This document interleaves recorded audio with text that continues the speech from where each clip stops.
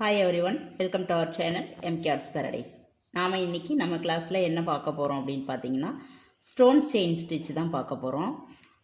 இந்த stone chain ஸ்டிச்சில் வந்து 2 type இருக்குது. இன்றைக்கி வந்து நாம் டைப் 1 வந்து நம்ம பார்க்க போகிறோம். அதுக்கு நமக்கு ஸ்டோன் தேவை. மீடியம் சைஸ் எடுத்துக்கணும். ரொம்ப ஸ்மால் சைஸும் நான் எடுக்கலை, ரொம்ப பிக் சைஸும் எடுக்கலை. இதில் வந்து ரெயின்போ கலர்ஸ் இருக்கும், கலர் கலராக இருக்கும். நான் வந்து இப்போ ஒயிட் கலர் மட்டும் எடுத்துருக்கிறேன்.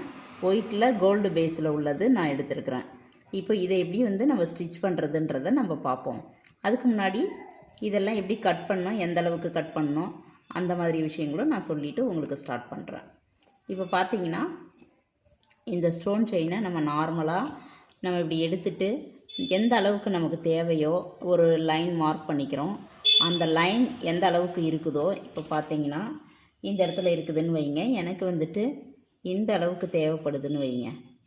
இந்த அளவுக்கு தேவைப்படுதுன்னா நான் அந்த லைன் மார்க் பண்ணிவிட்டு அந்த லைன் வரைக்கும் வந்து நான் இப்படி வச்சிடுறேன். வச்சுட்டு இந்த இடத்தோட போதும் அப்படின்னா எத்தனை மெத்தடில் நம்ம வெட்டலாம் அப்படின்னு பார்த்தீங்கன்னா 2 மெத்தடில் இதை வந்து கட் பண்ணலாம். ஒன்று வந்து கட்டர் வச்சு நம்ம கட் பண்ணலாம். இன்னொன்று வந்துட்டு நம்ம கையாலேயே இதை கட் பண்ணிடலாம். பெரிய விஷயம் கிடையாது. ஆனால் அதை பார்த்து கட் பண்ணணும். சில டைமில் கையால் கட் பண்ணும்போது இந்த ஸ்டோன் வந்து எடுத்துக்கிறதுக்கான வாய்ப்பு இருக்குது. அதுபோல் நம்ம கட்டர் வச்சு கட் பண்ணும்போது இது நான் வந்து த்ரெட்டு கட் பண்ணுறதுக்காக யூஸ் பண்ணக்கூடிய கட்டரு. இந்த கட்டரை வச்சு நான் யூஸ் பண்ணுறேன் அப்படின்னு பார்த்தீங்கன்னா, இந்த இடத்துல மொனை லைட்டாக மழுங்கிடும். அப்புறம் நம்ம த்ரெட்டு கட் பண்ணும்போது நமக்கு அந்த அளவுக்கு த்ரெட்டு கட் பண்ணாது. ஒரு டைம் 2 டைம்னால் பரவாயில்ல. நம்ம யூஸ் பண்ணும்போதெல்லாம், ஏன்னா இந்த ஒர்க்குக்குன்னு நம்ம வந்ததுக்கப்புறம் சில விஷயங்களுக்காக நம்ம திங்ஸ் எல்லாம் வந்து நம்ம டூல்ஸில் வந்து மாற்றங்கள் வச்சுக்கணும். ஏன்னா இப்போது நம்ம ஒவ்வொரு ஒர்க்குக்குமே ஒவ்வொன்றும் யூஸ் பண்ணோம். இப்போ த்ரெட் கட் பண்ணுறதுக்குன்னு மட்டும் ஒரு தனியாக கட்டர் வச்சுக்கோங்க. அதுபோல் இந்த மாதிரி ஸ்டோன் செயின் கட் பண்ணுறதுக்கு தனியாக ஒரு கட்டர் வச்சுக்கோங்க. இப்போ வந்து நான் வந்து ஸ்டோன் செயின் வெட்டுறதுக்காக இந்த த்ரெட் கட்டரை யூஸ் பண்ணாமல் நான் தனியாக ஒரு கட்டர் எடுத்திருக்கேன். இது கொஞ்சம் ஹார்டாக இருக்கும், இரும்பில் இருக்குது. இது வந்து நம்ம இப்போ செடியில் ரோஸு இந்த மாதிரி வேறு ஏதாவது பூவெல்லாம் பூத்துச்சுன்னா நம்ம வந்து அந்த காம்பு கட் பண்ணுறதுக்காக இந்த இரும்பு கட்டர் வந்து நம்ம யூஸ் பண்ணுவோம். இது கொஞ்சம் ஹார்டாக இருக்கும். இதை நம்ம யூஸ் பண்ணிக்கலாம் இது கட் பண்ணுறதுக்கு. ஏன்னா நான் இது யூஸ் பண்ணியிருக்கேன். நீங்கள் வந்து இந்த மாதிரி இதுலேயே 2 வச்சுக்கோங்க. ஒன்று த்ரெட் கட்டருக்கு வச்சுக்கோங்க, இன்னொன்று ஸ்டோன் செயினுக்கு வச்சுக்கோங்க. அப்புறம் அட்வான்ஸ் லெவலில் பார்த்தீங்கன்னா உங்களுக்கு ஜர்தோசின்னு ஒன்று வரும். அந்த ஜர்தோசி கட் பண்ணுறதுக்கும் த்ரெட் கட்டரை யூஸ் பண்ணாதீங்க. செப்ரேட்டாக ஒவ்வொன்றுக்கும் தனித்தனியாக வச்சுக்கோங்க. ஏன்னா எல்லாரும் ஒரே இதில் வச்சுக்கிறது பெட்ரு தான். ஆனால் சில நேரங்களில் த்ரெட்டு கட் பண்ணாது, பிசுறடிக்கும். ஸோ அதனால் ஒவ்வொன்றுத்துக்கும் நீங்கள் தனித்தனியாக வச்சுக்கிட்டிங்கன்னா நீங்கள் பண்ணும்போது அதுக்கான ஒர்க்குக்கு நீட் ஃபினிஷிங் கொடுக்கும். இப்போ நான் வந்து இதை எப்படி கட் பண்ணுறதுன்றதை இப்போ காமிக்கிறேன் பாருங்கள். எனக்கு இதோட போதுமானது. இப்போ இந்த 2 ஸ்டோனுக்கும் இடையில நான் வச்சிடுறேன். வச்சுட்டு இந்த கட்டரை வச்சு ரொம்ப நுனியில் வைக்காமல் கொஞ்சம் அடியில் வச்சுட்டு நீங்கள் இப்படி ப்ரெஸ் பண்ணிங்கன்னா அது வந்து கட் ஆகிடும். இப்போ பாருங்கள், கட் ஆகிடுச்சு. நீட் ஃபினிஷிங் இருக்கும். நமக்கு அந்த சொரும்பு எதுவுமே இருக்காது. இந்த நுனியில் பாருங்கள், எந்த ஒரு சொரும்பும் இருக்காது. இதுமாரி கட் பண்ணி எடுங்க. சில நேரங்களில் நமக்கு கட்டர் நம்ம இப்போ ஒட்டிக்கிட்டே போகிறோம் அப்படின்னா நமக்கு வந்து கட்டர் வந்து அந்தளவுக்கு எடுக்கிறதுக்கு டைம் இல்லை எங்கேயோ போட்டுட்டோம். அந்த டைமில் எப்படி பண்ணுறதுன்னு பார்த்தீங்கன்னா, அவசரத்துக்கு கையாலேயே நம்ம பண்ணலாம். நான் இப்போ இதே அளவுக்கு இன்னொரு ஸ்டோன் செயின் வந்து கட் பண்ணுறேன். எனக்கு இந்த அளவோட போதுமானதாக இருக்குது. இப்போ இது எப்படி கையால் கட் பண்ணுறதுன்னு பார்த்தீங்கன்னா, இங்கே பாருங்கள், இந்த 2 ஸ்டோன் இருக்குது இல்லைங்களா, எந்தோட போதுமோ எனக்கு வந்து இந்த நகம் வச்சுருக்கேன் பாருங்கள், இதோட போதுமானது. இப்போது நம்ம தேவையான அளவுக்கு எடுத்ததுக்கப்புறம் இந்த இடத்துல இந்த ஸ்டோன்லேயும் இந்த ஸ்டோனில் இந்த கையும் இந்த ஸ்டோனில் இந்த கையும் வச்சிடுறோம். இந்த கையில் கெட்டினா அதை பிடிச்சிக்கிறோம். ஸ்டோனை மட்டும்தான் பிடிக்கிறோம், இந்த இடையில இருக்கிற கம்பியை பிடிக்கல. இங்கே பாருங்கள், மீதியை நான் ஃப்ரீயாக விட்டுடுறேன். எது வரைக்கும் தேவையோ அதை ஃப்ரீயாக விட்டுட்டு மீதியை வந்து அந்த ஸ்டோன் மேலே வச்சு நல்லா அழுத்தி பிடிச்சிக்கிறேன். பிடிச்சதுக்கப்புறம் இந்த ஸ்டோன் இருக்குது பாருங்கள், இதை அப்படி ஒரு முறுக்குனோன்னா இங்கே பாருங்கள், அதே மாதிரி நமக்கு கரெக்டாக வந்துருச்சு. இந்த மாதிரி தான் நம்ம வந்து கையால் கட் பண்ணுறது. அப்படி வச்சுட்டு நம்ம லைட்டாக முறுக்கணும்னா அது வந்து இந்த செயினும் சேர்ந்து அடுத்தடுத்த செயினும் இப்படி ஒரு மாதிரி பெண்ட் ஆகிடும். அப்படி பண்ணாமல் இந்த மாதிரி கெட்டியமாக டைட்டாக இதை பிடிச்சிட்டு ஒரு திருவுனீங்கன்னா அது வந்து டைட்டாக திருவணும். சும்மா நம்ம பாட்டுக்கு திருவினோம்னா கையில் கிழிச்சிரும். கரெக்டாக வச்சுட்டு நம்ம ஒரு திருவினோம்னா அந்த மாதிரி கட்டாயி நமக்கு கிடச்சிரும். இப்போ இதை வச்சு எப்படி ஸ்டிச் பண்ணுறதுன்னு பாருங்கள். இப்போது நம்ம பார்த்தோம்னா இதுக்கு வந்து ஃபெவிக்ரைல் கம்மு நம்ம எடுத்துக்கிறோம். இது ஏன் அப்படின்னு பார்த்தீங்கன்னா, ஸ்டார்டிங் ஸ்டேஜில் உள்ளவங்களுக்கு லைட்டாக ரொம்ப கம் போடக்கூடாது. ஸ்டிச் பண்ணும்போது அது ரொம்ப டிஸ்டர்பன்ஸாக இருக்கும். காஞ்சிடுச்சுனாலும் குத்த முடியாது, காயிலனாலும் அந்த கம்மு வந்து நீடியில் ஒட்டிக்கிட்டு நமக்கு ஸ்டிச் பண்ண கம்ஃபர்டபுளாக இருக்காது. இதே எக்ஸ்பீரியன்ஸ் பர்சன் நீங்கள் இதெல்லாம் தைச்சிட்டு அட்வான்ஸ் லெவல் போகும்போது பார்த்தீங்கன்னா, அதுக்கப்புறம் நீங்கள் இந்த கம் போட வேண்டிய அவசியம் இருக்காது. நீங்களாகவே அந்த ஷேப் என்னவோ அந்த லைன் மட்டும் மார்க் பண்ணிட்டா ஸ்டிச் பண்ணிட்டு போயிட்டே இருப்பீங்க. ஸோ ஸ்டார்டிங் பிகினர்ஸ் அப்படின்றதுனால நீங்கள் வந்துட்டு இது லைட்டாக கம், ரொம்ப கிடையாது, லைட்டாக கம் அப்ளை பண்ணி இதை ஒட்டிட்டு கொஞ்சம் காய விட்டுட்டு அதுக்கப்புறம் தையுங்க. இதில் 2 விதமான கம்மு யூஸ் பண்ணலாம். பார்த்தீங்கன்னா, ஒன்று வந்து B7000 இதுவும் யூஸ் பண்ணலாம். உடனே இமீடியட்டாக நீங்கள் தைக்கணும் அப்படின்னா B7000 யூஸ் பண்ணுங்கள். இல்லை கொஞ்சம் லைட்டாக காய விட்டுட்டு பண்ணலாம் அப்படின்னு சொன்னிங்கன்னா இந்த ஃபேப்ரிக் ஃபெவிக்ரைல் வந்து யூஸ் பண்ணுங்கள். இப்போ நான் இது பாருங்கள், ஒரு லைன் வந்து லைட்டாக நான் கம் அடிச்சுக்கிறேன். பார்த்திங்கன்னா எவ்வளோ மெலிசாக கொடுக்குறேன்னு பாருங்கள்.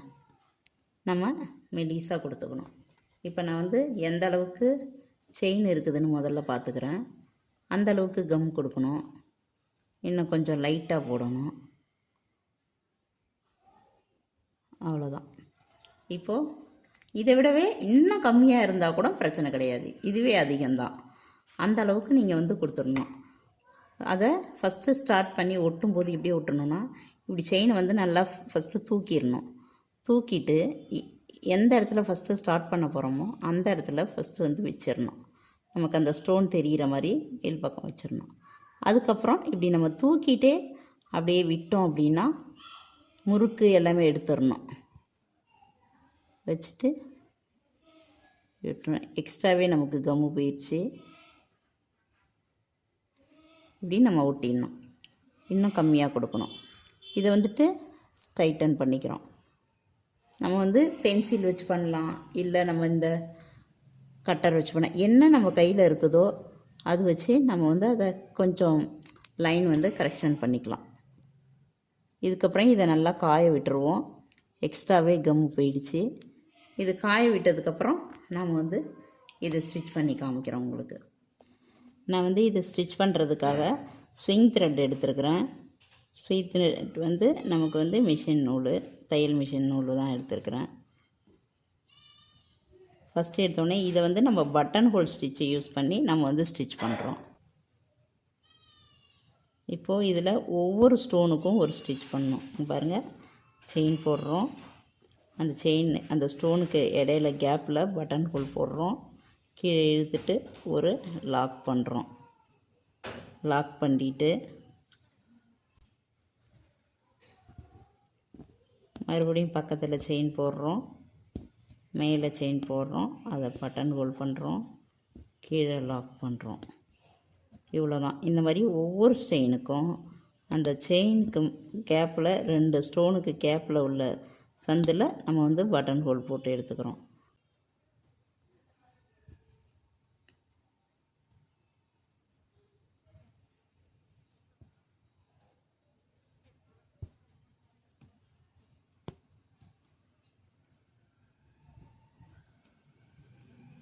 இப்போ நம்ம முடிக்க போகும்போது இதோட ஸ்ட்ரெயின் முடிஞ்சிச்சு, அந்த செயின் முடிஞ்சதுனால இதோட நிறுத்திடுவோம் அப்படின்னு நினைக்கக்கூடாது.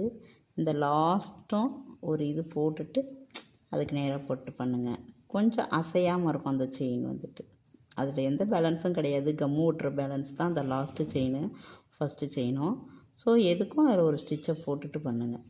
இப்போ வந்து நம்ம இதில் எண்டு நட் போட்டு கட் பண்ணிப்போம்.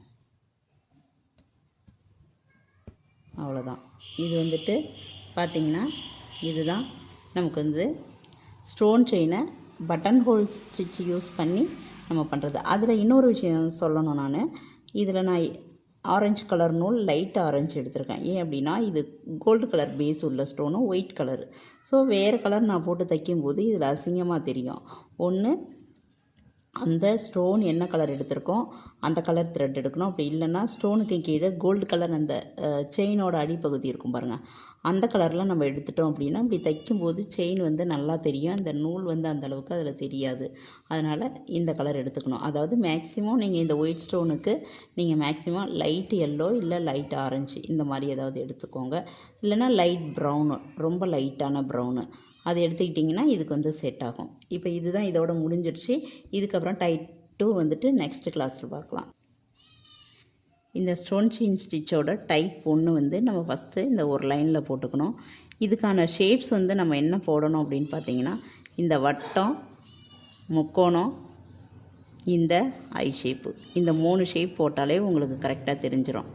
ஏன் அப்படின்னா இதில் பார்த்தீங்கன்னா கரெக்டாக அந்த ஸ்டோனும் கரெக்டாக ஒட்டணும், ஒட்டுற இடம் தெரியக்கூடாது. இந்த ட்ரையாங்கிள் ஷேப் பார்த்திங்கன்னா இந்த ஒட்டுற இடத்துல இந்த ஆயுத எழுத்து மாரி இப்படி ஒரு ஸ்டோனு இப்படி ஒரு ஸ்டோன் நிற்கும். அப்போது இதுக்கு நேராக பக்கத்தில் கொண்டு வச்சோம்னா ரெட்டை செயின் மாதிரி வரியுமே தெரியும். அந்த வரி கடைசியில் போய் நிற்கணும். லாஸ்ட்டாக வர லைன் இந்த 2 செயினுக்கு இடையில போய் கரெக்டாக அந்த லைனில் மிங்கிள் ஆகணும்.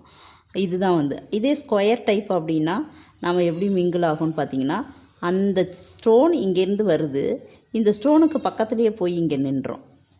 அந்த மாதிரி நமக்கு வந்து ஜாயின் பண்ணக்கூடியது. ஆனால் ட்ரையாங்கிள் அப்படிங்கும்போது நமக்கு இங்கே எப்படி இருக்கும்னு பார்த்தீங்கன்னா 3 ஆயுத எழுத்து மாரி பக்கத்தில் போய் ஒட்டும்.